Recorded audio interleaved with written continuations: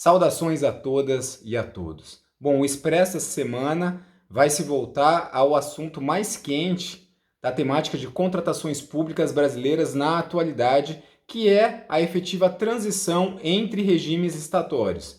Afinal, nessa última semana, nós rompemos a barreira de 50 dias. Na última quarta-feira, a gente rompeu a barreira de 50 dias para o final do ano.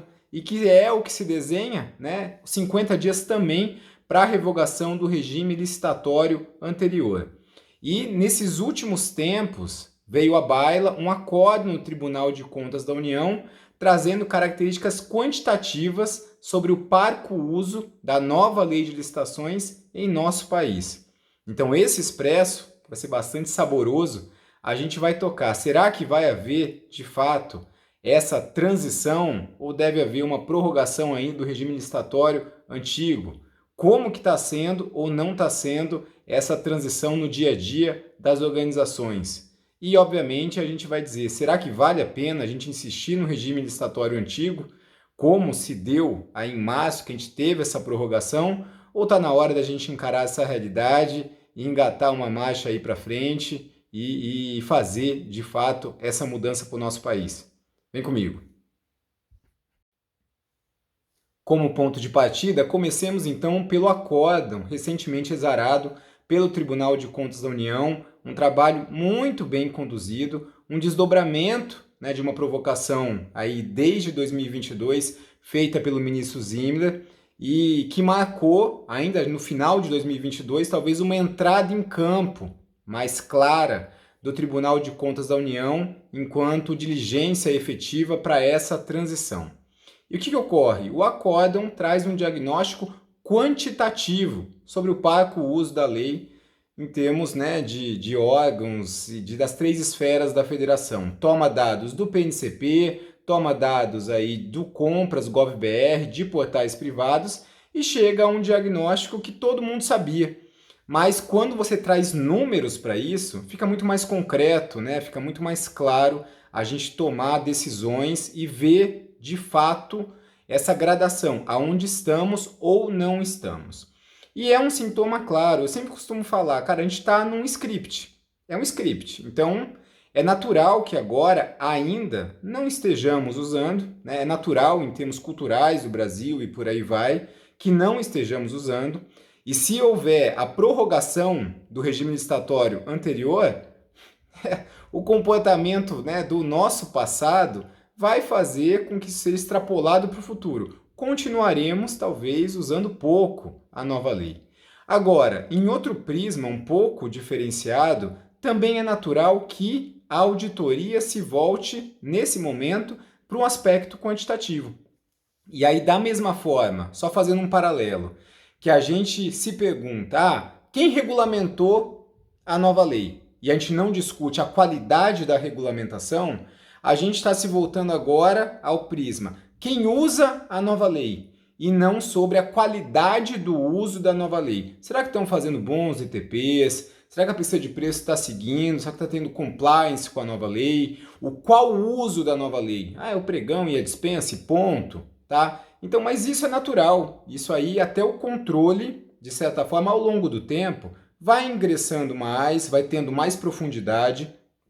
Mas por hoje, vale a pena enaltecer o esforço do TCU. Tem algumas coisas, né, que a gente vê até a mentalidade mesmo de todo mundo tendo que ser amadurecida em algumas passagens que não comprometem em nada o acórdão. É dito que a nova lei entra em vigor no ano que vem, não, ela está em vigor desde 2021. Mas é natural, isso tudo é um script muito natural. Agora, o que vale a pena, o que eu chamo a atenção e poderia sublinhar do acórdão, é quando ele fala, olha, houve a prorrogação do regime licitatório antigo, né, que ia morrer em março de 2023 e teve uma sobrevida aí até o final desse ano e não mudou nada. Quer dizer, não usaram esse tempo assim, vamos agora então começar a usar a nova lei, vamos fazer. Não, prorrogou e estamos na mesma. E aí o acórdão é muito claro e fala assim, olha, tá na hora da gente virar essa chave. É isso. E agora, né, há 40 e poucos dias de uma potencial morte do regime licitatório antigo, a gente começa haver um movimento mais intenso de órgãos e entidades que estão na berlinda de usar a nova lei, ainda não começaram a se preparar, e alguns pouquíssimos que já usam a nova lei. Nesse último e seleto rol, vou citar aqui, por exemplo, Prefeitura de Jundiaí, fruto de um trabalho brilhante conduzido pela professora Simone Zanotello, está usando. Prefeitura de Belo Horizonte é um exemplo muito bacana também. O estado do Paraná, tá? Tem outros, assim, a gente pode pincelar no Brasil que estão usando a nova lei. Alguns deles que tiveram um custo de aprendizagem e de construção, né, decisões bem maduras, alguns que tiveram um trabalho muito intensivo logo no início, né, o estado do Paraná é um exemplo, a gente pode chamar ele assim, de um early adopter, né, adotou a nova lei de uma maneira bastante precoce e cada um seguiu a sua história, seu curso de aprendizado. Agora, para quem não começou ainda, começa, putz, e agora o que eu faço? Né? E aí começa uma corrida para regulamentação e adota um sistema e etc. E, infelizmente, talvez esse seja o caminho que a gente vai seguir. Né? Afinal, a gente já está... vai fazer daqui a pouco aí 2 anos e meio, se é que já não fez, né? 2 anos e meio, em que a nova lei já está em vigor e que, pelo menos aí, né, em termos federais, as regulamentações e o sistema já está aí há um ano, vai fazer um ano aí que já está bastante adaptado. Então, talvez a gente chegue num curso aí conclusivo que está faltando decisão, né? Uma decisão de gestão e uma decisão das cúpulas organizacionais. E aqui, né, esse é um vídeo que tem que ser bastante objetivo, porque senão as ideias acabam ficando dispersas e pode se perder um pouco do impacto que ele venha a intentar, ainda que talvez em vão.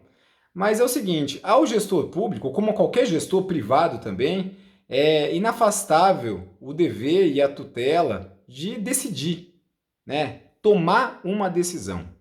E, obviamente, acaba sendo um pouco mais fácil quando você pega essa decisão, acaba assumindo contornos de acomodação com os stakeholders mais imediatos, aqueles em que se tem contato mais claro. Vamos fazer isso aqui, etc. Mas a gente não pode esquecer que, no caso da administração pública, o interesse, né, o principal é o povo, é a sociedade. E a gente está comparando aqui regimes licitatórios. Um regime anacrônico, um regime mais moderno. Ambos imperfeitos, tá? Mas um anacrônico, um mais moderno. Um analógico, tá? Eu posso dar publicidade numa carta convite minha colocando no corredor da repartição. O outro que exige que tudo vá para o Portal Nacional de Contratações Públicas.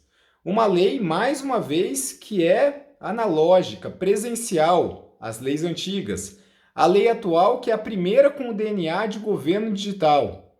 Um regime passado que a gente tem que especificar o melhor na fase preparatória e associar o menor preço do mundo, que traz falhas claras assim, em termos de qualidade. Outra que oferece um cardápio logístico bastante significativo ao gestor. Uma que não tem nada quase da fase de planejamento. Outra que investe talvez 30 artigos na governança de planejamento. Uma que nasceu no âmbito de um governo burocrático. Em 93, a gente nem tinha tido reforma gerencial aqui.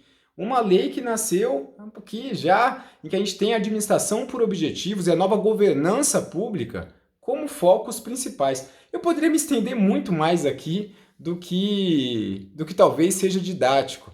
Agora, não podemos esquecer dessa comparação, porque no final do dia, o que deve contar sempre é o interesse público. E isso daí tem que dar força para o gestor, assim, olha, dialogamos, demos tempo, demos prazo, mas agora, na moral, vamos virar a chave e vamos para uma lei mais moderna.